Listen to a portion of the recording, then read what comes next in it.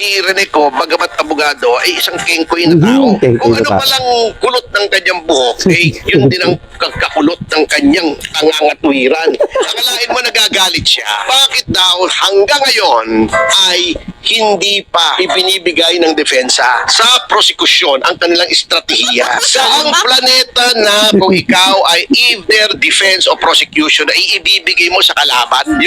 Halos walang trial experience yung mga yan. Sino ba nag-trial? I don't think so. Kita yung medyo matandang babae na si Laila De Lima, election law lang ang ginagawa niyan dati. Si De Lima, yan ang tinutukoy ni Jose Marichan. Noong siya ay kumanta ng Beautiful Girl. Ayun ba? Kaya maraming nababaliw niyan si John Tinanong ko siya, alin ba ang mas mahalaga? Sa nakikita ng ibang tao o sa nakikita mo? Hindi siya sumagot, mga insan. Kasi ako sabi ko sa kanya, Duterte ako. Dahil yun ang nakita ko. Nakita ko sa kanila yung ganda ng pamumuno, magandang serbisyo, at talagang lahat ibinibigay nila para sa kapakanan ng sambayan ng Pilipino, ng mga mamamayan.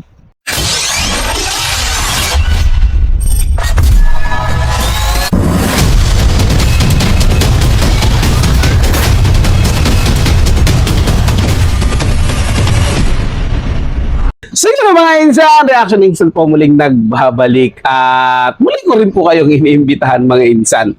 Lalo na po dito sa mga nanonood pero hindi pa nakapag-subscribe. Marami pong nanonood sa atin mga insan na hindi pa nakapag-subscribe. At doon din po sa mga bago lang na napadpad dito sa ating channel, mag-subscribe po kayo mga insan. Libre lang naman po mag-subscribe. Huwag po kayo matakot mga insan. Libre lang po yan. Wala pong bayad na mag-subscribe kaya subscribe na po kayo dito sa ating channel at i-follow rin po ang ating Facebook page at TikTok. Reaction Insan po yan. So, eto mga insan, ngayong araw pag-usapan po natin itong si Renico, Congressman Renico ng, hindi po ako sure, Kabataan Party List po ata yan. I-commento nyo dyan kung tama ako. Kung kabataan, hindi naman sa teachers. Tingin ko Kabataan Party List po ata yan si Renico, mga insan. At abogado din po daw yan, sabi hindi ko naman alam. Sabi abogado daw siya. Pero may ganun palang abogado na parang kengkoy ang galawan. Hindi ba sa akin nang galing yan mga insan? Galing po yan kay Atty. Topacio. Si Renico daw po abogadong kengkoy. Dahil doon sa pre-trial, parang nangamote po ata siya. Ang sinasabi niya na, dapat nung hinain nyo na yan yung depensa niya kung hinain nila BP Sara Duterte yun, di alam nyo na kung paano depensa yung mga loko talaga yun. Sino BP Sara Duterte pa magbigay sa inyo ng mga ebidensya para gamitin laban sa di ba kayo mga tulog? Kayo maghanap ng ebidensya. Kayo yung nagkakaso kayo yung nagbibintang O di maghanap kayo ng ebidensya. Patingin pa nga lang yun sa panig nila BP Sara Duterte. Nag-iiyakan na kayo. Di ba? Lagi niyo sinasabi, malakas yung kaso namin kay BP Sara Duterte. Malaki yung laban namin dito. May impeach at may impeach siya. Gumawa pa sila ng patalastas Ito, ang magiging prosecutor na lalaban. Bago nyo kami linlangin sa ganon, di ba? Tulungan yung imbestigahan yung blood control. Mas malaki na kawan doon. Trilyon yun. Kumpara dito sa inahabol nyo kay BP Sara Duterte na di umano'y nilustay niya. Kalokohan nyo. So, paano kami maniniwala sa inyo? Di ba? Kahit batang paslit, kung sabihin mo, alin yung mas malaki dito na, alin dito yung mas mabigat. Di ba? Alam mo yun ang linlang. Alam yung mga nauuto nyo, yung mga parokyano ninyo, na kapag sinasama nyo sa rally, may bayad kayo, nakita nyo, mga ini-interview, lagi silang nadudulas. Hindi ko lang bakit ako nandito binayaran. Kasi ganun. Luma na kasi yun. Lumang style na. At saka yung mga pambe-brainwash yun sa mga tao, hindi na kasi obra yan, mga insan. Wala na ngayon. Kahit anong gawin nga na pagkat ng social media, ng mainstream media, kahit anong gawin nilang pananakip, wala na rin talaga epekto yun sa mga tao, mga insan. Dahil may mga sarili na silang cellphone. Sila mismo nakaka-video, sila mismo nakakahanap ng patunay kung totoo ba yung pinag-aagawa o binibintang doon sa taong inaasap, taong pinagbibintangan nila. 'Di ba? Wala na talaga, wala silang pag-asa doon mga insan. Ang tanging magagawa na lang nila yun, mag-hire ng troll, mag-hire ng bayarang vlogger, para mag-counter naman doon sa mga vlogger na nagsasabi ng katotohanan. Diba? Pero ganun pa rin, nakikita ang kaibahan. Kaya nga lagi nilang sinasabi, yung mga Duterte vlogger, bayaran yun. Pag itsyo nakita nyo may tsura, walang pagbabago, ganun pa rin, maitim pa rin, walang mga alas. Pero yung mga bayarang vlogger, makikita nyo naman, gaganda ng kotse, ang puputi na, dahil sa mga kolorete sa mukha, yung iba nagparetoke na, yung dating ulit ba, di ba? Tapos may prostitute pa na vlogger ngayon, makinis na yung balat dahil sa mga katakot-takot na pampagandang ginagawa. May bakla pa dyan na bayarang vlogger na palamura kay VP Sara Duterte na dati, ano yan, defender yan ng Dunggalo noon nung nagdidis pa. Eh nakita niya, ay malaki pala bayaran sa politika. Dito tayo sa politika ngayon, malaki ang bayad. Di ba, Tita Missy? Tita Missy may pangalan mo doon, di ba? Oh, ayos ka talaga. So, panoorin na natin itong mga insan kung bakit tinawag ni Attorney Topacio itong si Renico na Kengkoy. Di ba? Ito, panoorin natin itong mga insan. Ito palang si Renico, bagamat abogado, ay isang kengkoy na tao. Kengkoy Kung ano na tao. palang kulot ng kanyang buhok, yun din ang kagkakulot ng kanyang tangangatwiran. Akalain mo nagagalit siya. Bakit daw hanggang ngayon ay hindi pa ibinibigay ng depensa sa prosekusyon ang kanilang estratehiya? Saang planeta na kung ikaw ay either defense o prosecution ay ibibigay mo sa kalaban yung strategy mo? Latest headline PH pala daw. Alam nyo, ito sa mga nangyayari sa atin ito sa dami yan, school violence, yan, may paparating na bagyo, pag-usapan natin mamaya. Wala namang inaatupag ang ilan, hindi naman lahat ang mga mambabatas natin, kundi gumawa ng mga diskarte. At nakatuon ang lahat ng pansin nila doon sa impeachment at lahat ginagawa po nila para mapadali ang impeachment ni Vice President Sara Duterte. Tama.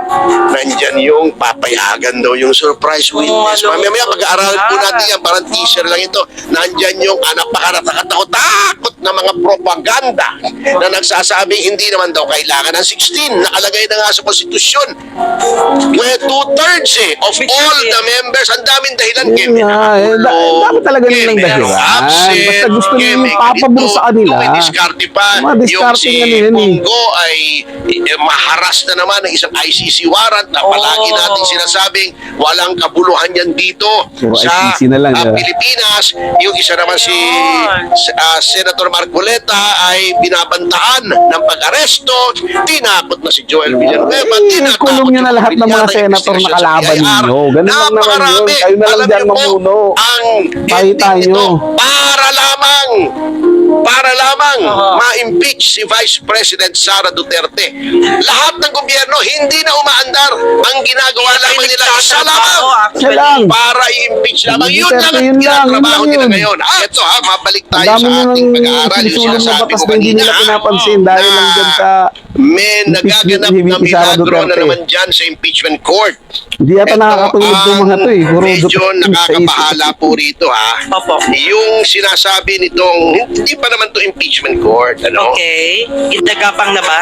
Oo, unang-una, ito palang si Renico, bagamat abogado, ay isang kengkoy na tao. Abogada yan. Abogado nga Amangkin ni Saldico, di ba? Hindi naman. Sabi Ano ko, relation mangkin mo? yun. Paano nangyari yun? Ganun, question lang Ito sa akin, ewan ko, tingnan natin kasi marami naman yung Oh, check natin, check natin. Okay po. Marami namang apelyido ko, si Atoy ko. Di ba? Pwede, sige, sige. Anyway, Okay. kung ano palang kulot ng kanyang buhok, yun din ang kulot ng Martin. kanyang tangangatwiran. Okay, ganun. Kulot ang utak. Kasi, Okay. akalain mo nagagalit siya. Bakit po?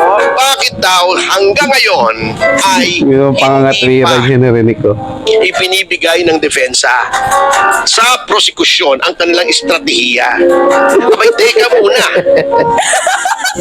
Saang planeta na kung ikaw ay either defense o prosecution ay ibibigay mo sa kalaban yung strategy mo. Hindi ba Mali. confidential yun? As long as hindi nakaka-violate ng rules ng Opo. due process, Tama. talagang ikaw ay hindi mo ihahayag yan ilalatag sa kalaban. sikreto mo yan naman, eh. oh, para naman siya.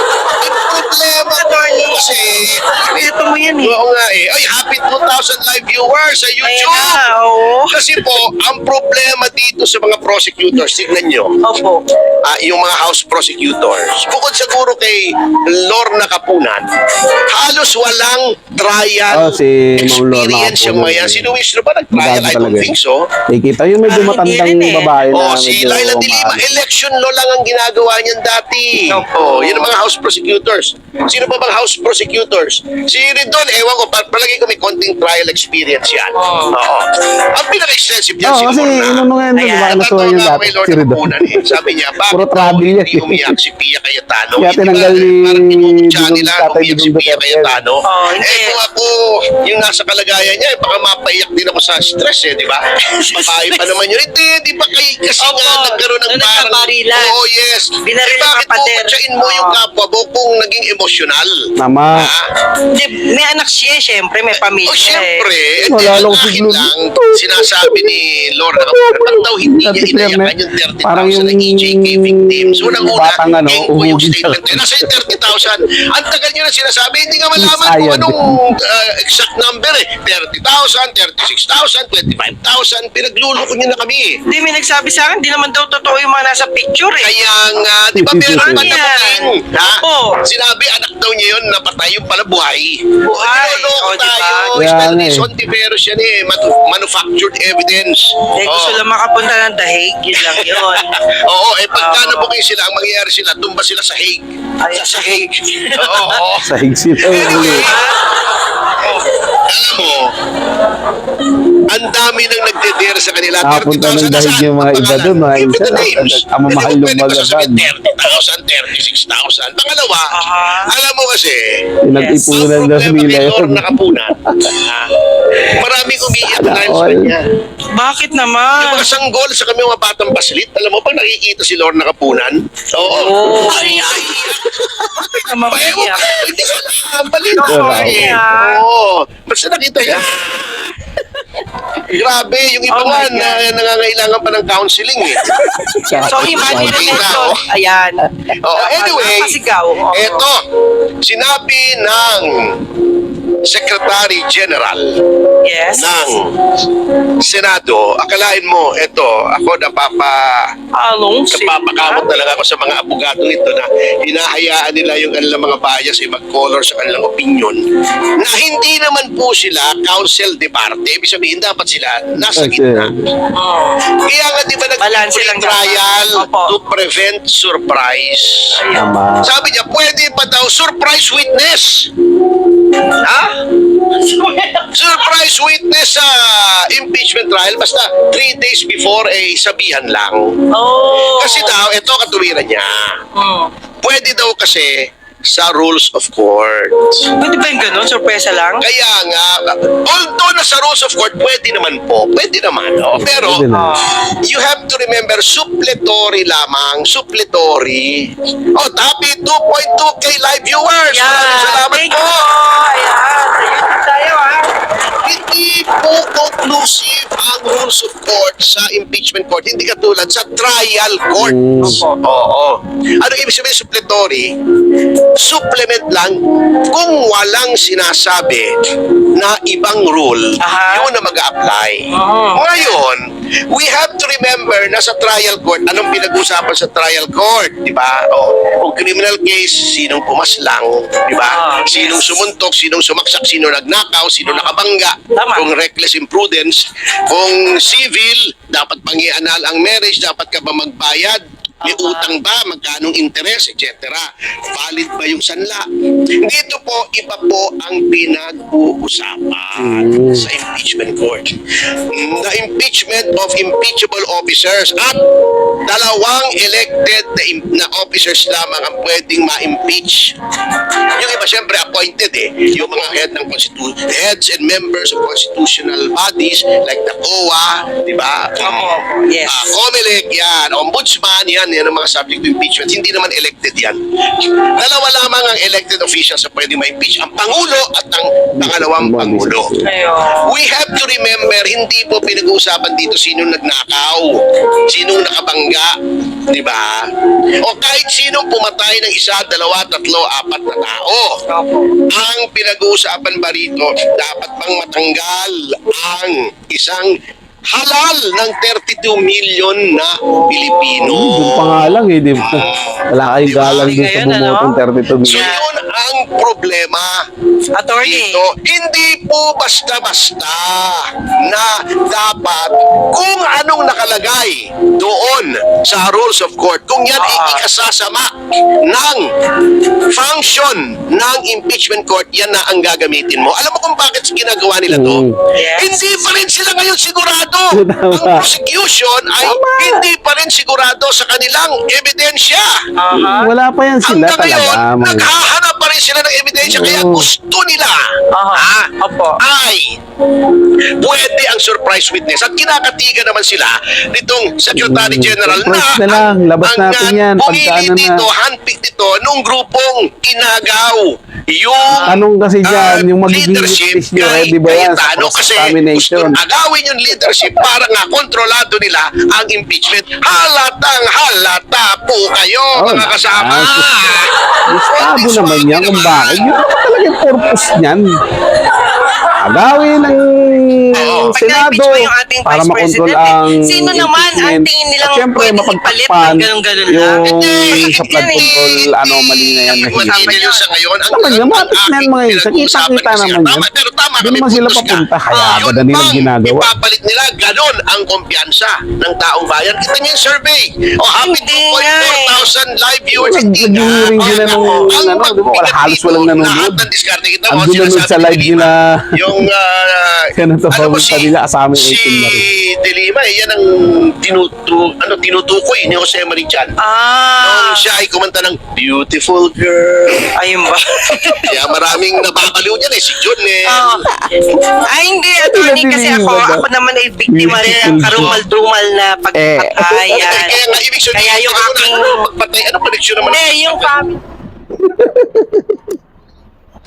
Loko to si Atty. Tomasio talaga yun.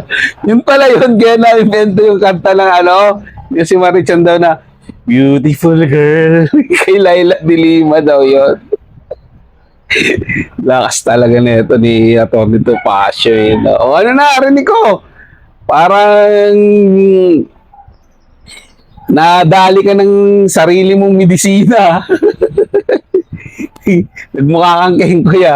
Kalahin mong hindi mo matanggap yung nangyari sa'yo.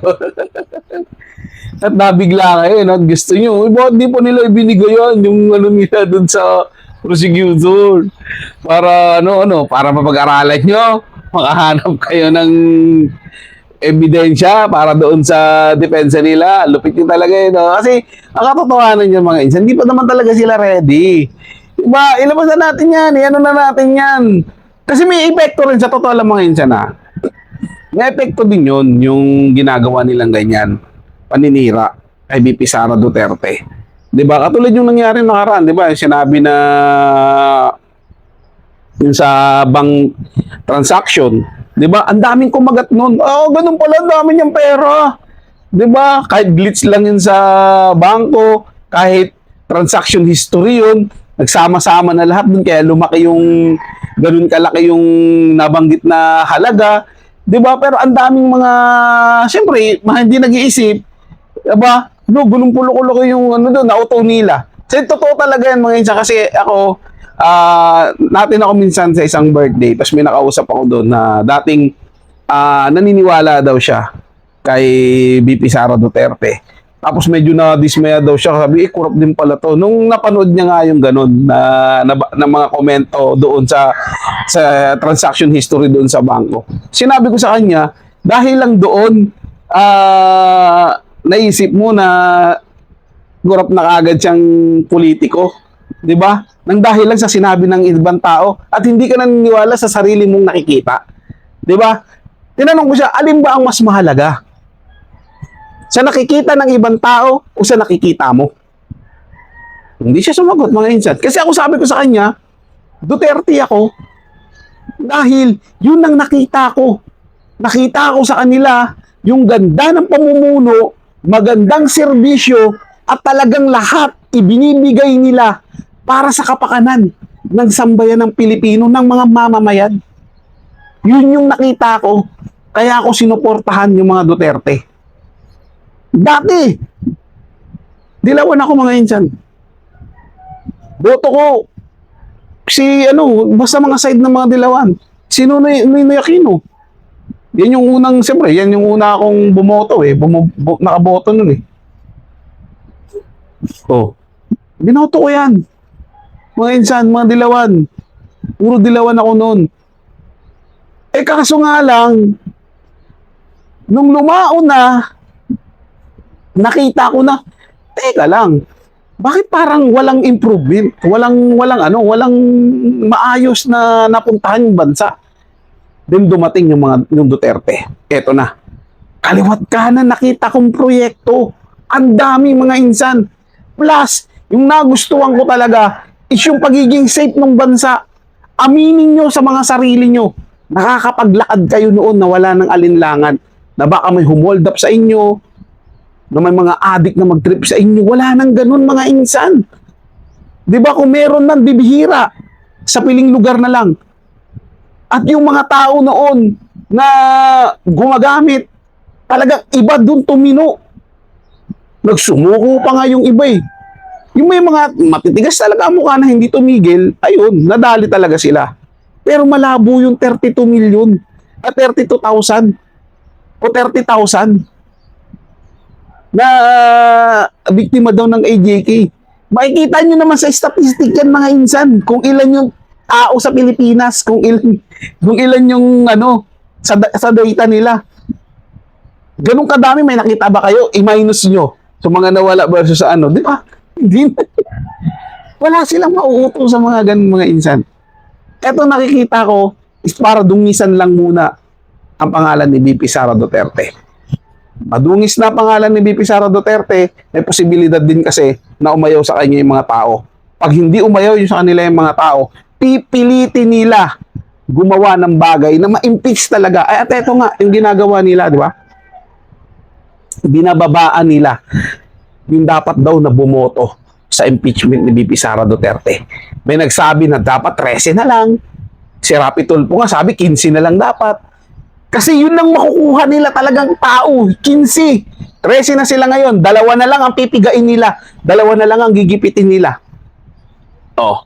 Pag nalipat yung ginigipit na yun, lumipat sa kanila, automatic, meron na silang 15. 16 kasi mahihirapan sila, mga insan. Pero tingin ko, pag hindi nagpadala sa pressure, yung natitirang senator na nasa Cayetano Block, hindi magtatagumpay yung kanilang impeachment laban kay VP Sara Duterte. Dahil wala namang sustansya yan, walang katotohanan, mga insan. Kahit maganda ang depensa ni VP Sara Duterte, kahit mapatunayan man niya na wala siyang ginawang kalokohan o wala siyang korupsyon na ginawa, maniwala kayo, mga insan, hindi nila tatanggapin yan. Gagawa yan sila ng plano para mapaalis lang si VP Sara Duterte.